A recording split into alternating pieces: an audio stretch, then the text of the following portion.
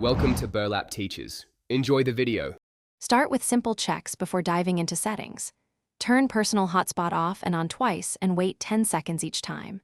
Confirm Bluetooth, Wi-Fi, and cellular are turned on for both devices. Make sure airplane mode is completely off on both devices. Keep devices within 3 meters and move away from USB or wired interference. If a password prompt appears, retype the hotspot password exactly, including capitalization and symbols. If basic toggles fail, adjust network specifics on the host device. Switch hotspot band to 4 GHz if 5 GHz causes connection failures with older devices. On the client device, forget the hotspot network and reconnect using the correct password.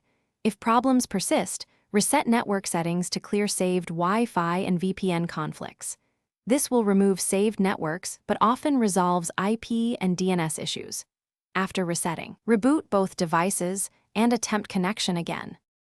Try advanced fixes when basic steps do not help with connection stability.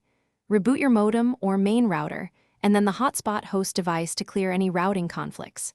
Check carrier settings and ensure your plan allows hotspot use without blocks or caps. Contact your carrier if hotspot data blocks exist or if plan limits like 5,000 enterprise caps affect tethering.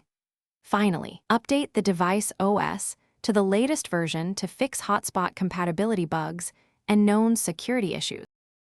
Thanks for watching. Consider subscribing if this video helped you.